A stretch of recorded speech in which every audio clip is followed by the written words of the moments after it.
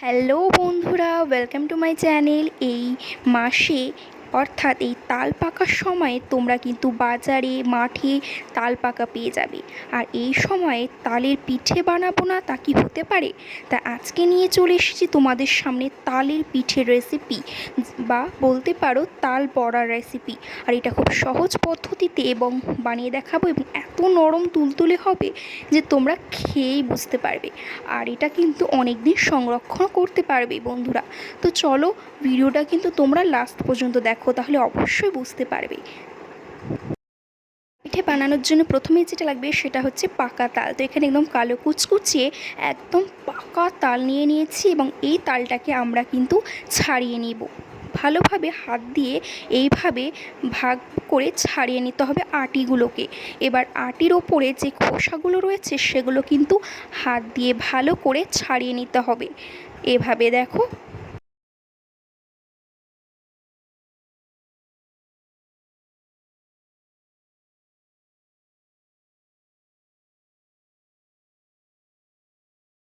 এভাবে সব তালের খোসাগুলো ছাড়িয়ে নিয়েছি। এবার এটাতে আমি দুটো তাল ব্যবহার করেছি, তোমরা চাইলে বেশি কম ব্যবহার করতে পারো। এবার এরকম একটা মই নিয়েছি, এটাকে কিন্তু তাল ঘষা মই বলে। তোমরা এটা বাজারে পেয়ে যাবে, গ্রামেগঞ্জে এটা বেশি ব্যবহার করা হয়। এটা দিয়ে তোমরা যেভাবে দেখতে পাচ্ছ তালটাকে এভাবে ঘষে নিতে হবে। আর এইভাবে ঘষে দেখতেই পাচ্ছ পেছনে কিন্তু তালের মাড়িটা পড়ে যাচ্ছে। আর পেছনে আমি একটা থালা দিয়ে দিয়েছিলাম, সেই থালাতেই মাড়িগুলো কিন্তু পড়ে সংগ্রহ হচ্ছে। দেখো, এভাবে কিন্তু আমি সবগুলো থেকে তালের মাড়িটাকে আলাদা করে নিব। দেখো, এই কাজটা একটু বিশেষ খাটনির হলে তোমাদেরকে কিন্তু সময় ধরে কাজটা করতে হবে।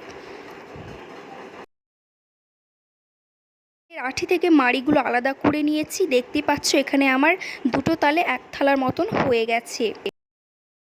এই মাড়িটাকে কিন্তু আমাদেরকে একটা কাপড় দিয়ে ভালো করে ছেঁকে নিতে হবে, যাতে আঁশগুলো সম্পূর্ণ আলাদা হয়ে যায়। এখানে আমি দেখো, পুরো থালার যেটা রয়েছে মাড়িটা সবটাই আমি দিয়ে দিচ্ছি একেবারেই।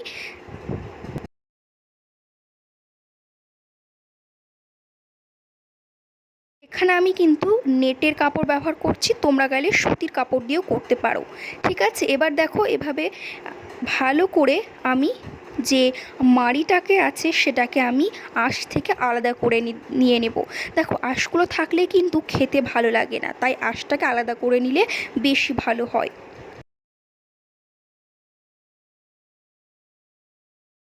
তবে হাত দিয়ে চেপে চেপে কিন্তু তোমাদেরকে আঁশ থেকে মাড়িটাকে আলাদা করে নিতে হবে।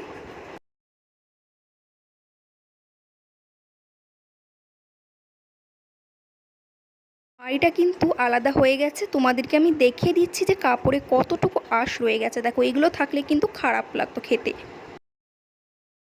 এই মাড়ির মধ্যে আমি এই বাটিতে দিয়ে দেব চিনি। প্রথমে আমি এক বাটি চিনি দিয়ে দিচ্ছি, আবারও আমি এই বাটিরও আবারও আমি এক বাটি মতন চিনি দিয়ে দেব। চিনির পরিমাণটা কিন্তু তালের ওপর নির্ভর করে, তালটা বেশি আছে না কম আছে। এবার দেখো, আরও হাফটা দিয়ে দিচ্ছি। এবার হাঁড়িটাকে বসিয়ে দেবো গ্যাসে, এবং লো টু মিডিয়াম আছে কিন্তু এটাকে আমি একটু জাল করে নেব। এর মধ্যে দেখো আমি দিয়ে দিচ্ছি কিছু অল্প পরিমাণে কালো জিরা। এটা অপশনাল, তোমরা দিতেও পারো নাও দিতে পারো। এবার চামচ দিয়ে কিন্তু ভালোভাবে চিনিটাকে এবং মাড়িটাকে নেড়ে চেড়ে নেব, যেন চিনিটা ভালোভাবে গলে যায়। দেখো বন্ধুরা, এইটা কিন্তু গ্যাসে জাল করার একটাই কারণ, যাতে চিনিটা ভালোভাবে গলে যায়। তোমরা যদি এখানে গরম না করতে চাও, তোমরা কিন্তু এখানে আইস সুগার বা পাউডার সুগারটাও ব্যবহার করলে তোমাদেরকে কিন্তু আমার মতো এভাবে গরম করার দরকার হবে না। যেহেতু আমার চিনিটা গোটা ছিল, তাই কিন্তু আমি এভাবে গরম করে নিচ্ছি। এবার ভালোভাবে আমাদেরকে কিন্তু কিছুক্ষণ 7 থেকে 8 মিনিট কিন্তু জাল করে নিতে হবে, যাতে এই যে ব্যাটারটা সেটা ঘন হয়ে আসে। বন্ধুরা, এইটাতে যদি জাল করা হয় তাহলে কিন্তু যে কাঁচা ভাবটা আছে তালের, সেটাও কিন্তু থাকে না। এবার এটাকে বললাম 7 থেকে 8 মিনিট কিন্তু আঁচে রেখে দেবো জাল করার জন্য। দেখো 7 থেকে 8 মিনিট জাল করার পর এই ব্যাটারটা অনেকটাই ঘন হয়ে এসেছে, তোমরা ভিডিওতে দেখতেই পারবে। এবং এটাকে আমি গ্যাসটা বন্ধ করে দিয়েছি, আর আমাদেরকে কিন্তু জাল করলে হবে না। এবার কিন্তু আমি এটাকে ঠান্ডা করে দেব। দেখো এর মধ্যে কিন্তু আমি দিয়ে দিচ্ছি অল্প পরিমাণে সাদা তিল। এটা একদমই অপশনাল, তোমরা দিতেও পারো নাও দিতে পারি। এখানে সাদা তিলের বদল তোমরা ভাজা বাদামকে গুঁড়ো করেও ব্যবহার করতে পারো। আর এবার এটাকে ভালো করে আমি মিক্স করে নিচ্ছি। তারপরে কিন্তু এটাকে আমি সম্পূর্ণ ঠান্ডা হওয়ার জন্য রেখে দিব। গ্যাস থেকে নামিয়ে কিন্তু আমি ঠান্ডা হওয়ার জন্য রেখে দিব। ব্যাটারটা সম্পূর্ণ ঠান্ডা হয়ে গেছে, আরও ঘন হয়ে গেছে। এর মধ্যে কিন্তু আমি ময়দা দিয়ে দেবো। দেখো এখানে আমি ওই চিনি নেওয়া বাটিরই আমি 1 বাটি ময়দা দিয়ে দিচ্ছি। ময়দাটা কিন্তু একেবারে দিলে হবে না, অল্প অল্প করে দিয়ে দেখে নিতে হবে যে কতটা আমাদের থিকনেস হচ্ছে, মানে কতটা ঘন হচ্ছে ব্যাটারটা। অল্প অল্প করে কিন্তু আমি এখানে দিয়েছি। এবার দেখো অল্প পরিমাণে সোডা দিয়ে দিচ্ছি, এটা খাওয়া বেকিং সোডা।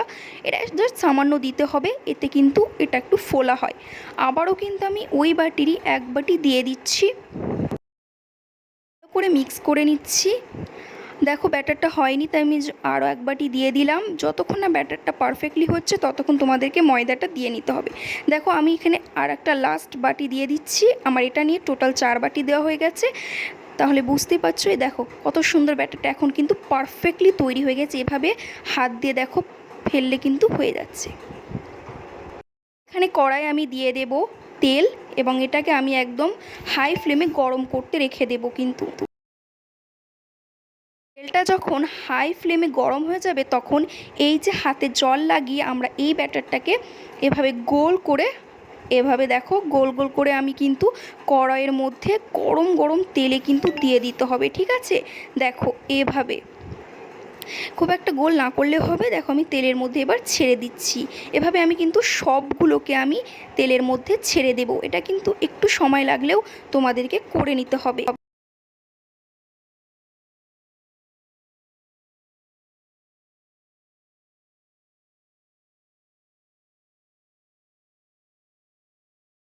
গোল্ডেন ব্রাউন হওয়া পর্যন্ত ভালো করে ভেজে নিতে হবে। দেখো আমার কিন্তু পিঠাগুলো ভাজা হয়ে গেছে। এবার আমি এগুলোকে তেল থেকে ছেঁকে আমি তুলে একটা পাত্রে রেখে দেবো। ছাড়নাতে রেখে দিলে বেশি ভালো হয়, তেলটা কিন্তু তেল ঝরে যায়, ঠিক আছে।